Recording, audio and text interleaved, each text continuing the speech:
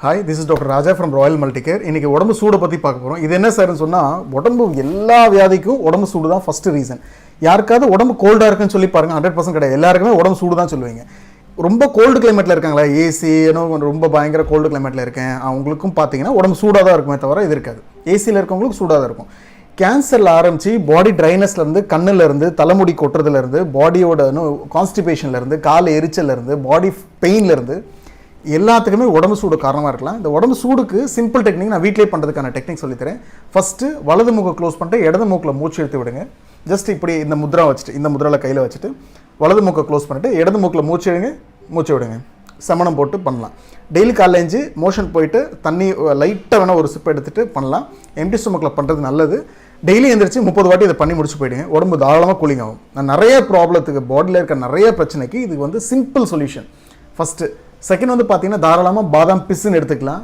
உங்களுக்கு தெரியும் நினைக்கிறேன், கடையில் கேட்டிங்கன்னா சூப்பர் மார்க்கெட்டில் பாதாம் பிஸ்ஸுன்னு வாங்கி தண்ணி பாட்டிலில் போட்டு 2 பீஸ் போட்டாலே நிறைய வந்துடும். அதை எடுத்து டெய்லியும் இல்லை, வாரத்தில் 2 நாள் லைட்டாக தேன் கூட ஊற்றி குடிச்சிக்கலாம். இது 2வது. 3வது வந்து இளநீர் தாராளமாக எடுத்துக்கலாம். 4வது வந்து மோர் தாராளமாக எடுத்துக்கலாம். 5வது வெந்தயம். இந்த வெந்தயம் கூட நீங்கள் தண்ணியில் போட்டு வச்சுட்டு 4 பூரம் அந்த தண்ணி பாட்டில் குடிச்சிட்டே இருக்கலாம். இது என்ன ஒன்றுன்னா, இது எல்லாமே ஒரே நாளில் செய்யாதீங்க. ஏன்னா ஒரே நாள் இதெல்லாம் செஞ்சிங்கன்னா பாடி பயங்கர கோல்ட் ஆகிடும்.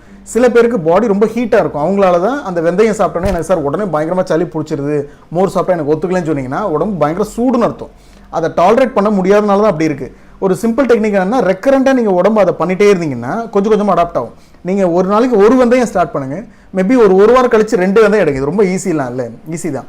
ஸோ அப்போ 2 வெந்தயம் ஸ்டார்ட் பண்ணுங்கள். அப்படியே கொஞ்சம் கொஞ்சமாக ஆட் பண்ணிங்கன்னா பாடியோட உஷ்ணம் வந்து கொஞ்சம் கொஞ்சம் பேலன்ஸ் ஆகும். எடுத்தவொடனே மாற்றணும்னு நினைக்கும் போது தான் ப்ராப்ளமே ஸ்டார்ட் ஆகும். ஸோ அந்த மாதிரி பண்ணாதீங்க. ஜெனடிக் அடாப்டேஷன் வந்து நடக்காது. ஸோ இது போதும். இதை தவிர்த்து நான் வேறு ஏதாவது பண்ணணும்னு நினச்சிங்கன்னா, சந்தன கட்டை கிடச்சதுன்னா ஒரிஜினலை இழைச்சி அதை சொட்டு உச்சந்தலையில் ஒரு சொட்டும் தொப்புளில் ஒரு சொட்டும் வைக்கலாம். விளக்கெண்ணெய் இருக்குல்லையா, அதை எடுத்து மோஷன் போடுறதுக்கிட்ட போடலாம். நல்லெண்ணெய் இருக்குல்ல, அதை எடுத்து நல்லா கையில் ரப் பண்ணிட்டு காலை நல்லா காலையில் சாக்ஸ் போகிறதுக்கு முன்னாடி மசாஜ் பண்ணிட்டு போங்க. அடிவயத்தில் கொஞ்சம் நல்லெண்ணெயோ இல்லை தேங்காய் எண்ணெயோ பண்ணலாம். தேங்காய் எண்ணெயாக இருந்தால் அடிவயத்தில் வந்து தூங்க போகிறதுக்கு முன்னாடி செய்யலாம். இடுப்பு பின்னாடி இருக்குல்ல, இந்த இடம் இதுதான் முக்கியமான இடம். இதை தவிர்த்து தலையில் எண்ணெய் வைக்கிறது கம்பல்சரி, பச்சை தண்ணியில் குளிக்கிறது கம்பல்சரி வந்து கூலிங் ஐட்டம் லைக் நல்ல காய்கறி வெஜிடபிள்ஸ் நிறைய எடுத்துக்கோங்க. பழங்கள் நிறைய சாப்பிட ஆரம்பிச்சிடும். இது எல்லாமே போதும். நான் சொன்னது எல்லாருக்குமே தெரியும், பட் ஆனால் ஃபாலோ பண்ணுறதில்ல. இது எல்லாமே டெய்லி ஒரு நாள் விட்டு ஒரு நாள் பண்ணுங்கள். வாரத்தில் அட்லீஸ்ட் 2 நாள் எண்ணெய் தேய்ச்சிக்கொள்ளுங்க. உடம்பு சூடு டிராஸ்டிக்காக அப்படியே கம்மியாக ஆரம்பிச்சிடும். நான் திருப்பி சொல்கிறேன், ஆல்மோஸ்ட் ட்ரைனஸ், இந்த உடம்பு சூடு தான் எல்லா ப்ராப்ளத்துக்கும், ஜாயின்ட் பெயின் வரதில் ஆரம்பிச்சு ஆர்த்தோபெடிக், கார்டியோ இஷ்யூ எல்லாத்துக்கும் உடம்பு சூடு ஒன் ஆஃப் த ரீசன். அதை சிம்பிளாக ஃபாலோ பண்ணுற டெக்னிக் தான் இது. இதை தவிர்த்து லாஸ்ட் டெக்னிக் என்னென்னா, குளிக்கிற டெக்னிக். எல்லாருக்கும் தெரியும், எப்படி வந்து குளத்தில் இறங்கி குளிப்போமோ அது மாதிரி நீங்கள் குளிக்க ஆரம்பிக்கணும். அதாவது தண்ணியை கொஞ்சம் எடுத்து தலையில் கொஞ்சம் போட்டுட்டு, எடுத்தோடனே ஷவரில் பண்ணாதீங்க. தண்ணியை கொஞ்சம் எடுத்து தலையில் போட்டுட்டு அப்புறம் காலை ஃபஸ்ட்டு நினைங்க, அப்புறம் கையை இது வரைக்கும் நினைங்க, அதுக்கப்புறம் தொடை வரைக்கும் நினைங்க, அதுக்கப்புறம் முதுகில் நினச்சிட்டு அப்புறமா தான் கொஞ்சம் கொஞ்சமாக வந்து குளிக்கவே ஆரம்பிக்கணும். எடுத்தவொடனே பச்சை தண்ணி எடுத்து ஊற்றாதீங்க. சுடுத்தலில் குளிக்கிறத மேக்ஸிமம் அவாய்ட் பண்ணிவிடுங்க. குளத்தில் எப்படி குளிப்போம் இல்லையா, கொஞ்சம் கொஞ்சமாக படிக்கட்டு இறங்கும், அந்த மாதிரி கொஞ்சம் கொஞ்சமாக நீங்கள் வந்து குளிக்க ஆரம்பிக்கணும். இப்படி தான் வந்து உடம்பு சூடு தனியும். இது சூடு தனியும் போது வாய் வழியாக குளிக்கும் போது வாய் வழியாக மூச்சு எடுத்து விடாதீங்க.